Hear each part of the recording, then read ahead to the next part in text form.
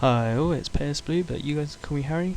And today I got a video about camping. This is one of the most controversial issues that probably ever been discussed in Call of Duty, and I'm sure it will continue to be discussed. And today I just hope to add to that kind of body of knowledge, and really that body of theories that go along with this notion of camping. So I really want to boil this issue right down and try to get to the foundation of it before considering making any value judgments at all, really. I want to kind of look at our assumptions that we make when we call people campers, when we create the term camping, and really try to deconstruct those assumptions and see whether they're fair. I think one of the key questions that we have to ask when we're talking about camping is there a way that the game is really meant to be played? I mean, there's nothing in the game design that explicitly encourages or discourages camping. I guess there are some features that may make camping less desirable, and some might make it a bit more desirable, but no one aspect of the game makes it such that camping is either the only option or is no option at all. But even if the game designers were, let's say in this hypothetical situation, even if the game designers were to put lots of mechanical obstacles in the way of camping, would this really mean anything? Short of making immobility impossible, which is barely a possibility in itself, they can hardly ban it and leave the game as we know it intact. So, also when we're sort of considering how the game is meant to be played, I think a key question is, how do we choose who arbitrates? By which I mean, whose right is it to say that this kind of way is how the game is meant to be played? The developers only create a static work. I mean, camping is not their invention. It's something that the game's players have constructed.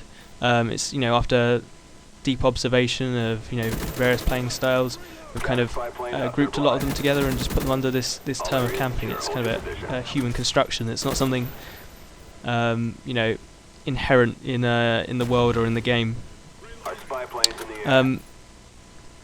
So I think that the point is that it's not even as though all players even agree on the definition of camping. We've constructed this kind of concept of camping, but not everyone even agrees what the concept is, where its boundaries are. So that makes it a very hard concept to pin down and a very hard thing to argue about, full stop, before we even really go into the debates that have been made and that I'm going to sort of contribute to today. I also want to talk about my own, experience of being called a camper. I mean, it's not like it's a dramatic experience in my life. Worse things have happened. I'm sure worse things will happen, but it really is ridiculous sometimes, some of the accusations that are made. I remember quite vividly playing free for all on Modern Warfare 2 and playing vacant, running around with the UMP, going I think it's about 30 for 3 or 4 or something, and getting called a camper by several players in the lobby afterwards, having run around with this UMP. Now, that perception might have come from merely the fact that I killed one guy in the same position twice in a row because he came back for a revenge kill, which is, just stupid play from him, really. But the point is, we all have different definitions of camping, and sometimes I don't think people even consider these definitions when they're using the word, which, of course, definition is one of the most important things that we must consider when using a word. I mean, another point is really that it's not as though camping or the actions sort of thereby implied by the term have no counter. I mean, the inability to counter grenade launchers in Modern Warfare 2, for example, gave the complaints made about them sort of a firm logical foundation. But I see little justification for sort of the commonplace loathing of camping in this game. Campers, after all, rarely contribute to capping flags, and if they do accumulate kills, then they'll only be doing so slowly. Strong players will not be killed by a camper more than once, really. Rushers can really claim more kills off of good players just by keep going and going at them, and eventually you will get the kill if you're chucking your nades. So in that sense, for good players, I think a team of 6 rushers can be more or equally frustrating as a game with 6 kind of campers on the other team. If you check your corners and play the game methodically, I mean, there's little to no reason to die to campers. Be thorough when you're moving around, be prepared to engage in a gunfight at any moment. I've spoken recently about positioning, and if you're taking up good positions, you should be, funneling the enemy straight towards you, they'll have to move in your direction to take you out.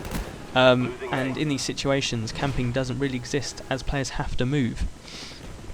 We all have this notion that dying in Call of Duty is always a bad thing, and of course we'd rather live instead of die. I mean, I'm taking every precaution here not to die and end my kill streak. But if we fall to someone miles out of the way, making no contribution to winning a game, is there really a great problem with that? In TDM, sort of camping is among the best tactics to use, and being too mobile gets you killed. The best players build kill streaks by remaining relatively immobile, by possessing the key power points in the map and just working with those kind of small areas of dominance, really. Some players will be mobile and they will rush, and while you can have good games this way, consistency is much harder to achieve. This is because when you're rushing, you'll often be out of cover, you'll often be moving when you come to engage in a gunfight, and those won't help you get kills. Holding a good position, however, will help you get kills and give you a more consistent advantage. I mean, I'm not saying that you should sit in a corner all game. It's sort of a negative approach to the game, definitely camping, but it is effective. It comes down to patience, and that's a hugely underrated asset in Call of Duty. The conflict here really then is between those who enjoy moving around the map, picking up quick kills, and those who want to stack kills slowly and steadily. They're two polar styles, but the point is there's no saying which is right and which is wrong. We all play the game for different reasons. I mean, there's the ethical argument that camping frustrates the other players, but I don't genuinely believe that campers, or whoever they are, purposely mean to anger the enemy team. It's as much the fault of the players being killed. Their anger is really self-imposed, and that's the point I'm making here. And this leads to one of the great logical fallacies that these people unknowingly kind of advance. They'll often argue that campers are taking the game too seriously, that they care too much for their kill-death stat. But these people themselves are becoming angry, and the game is having some bearing on their real-life state too, which is a great hypocrisy.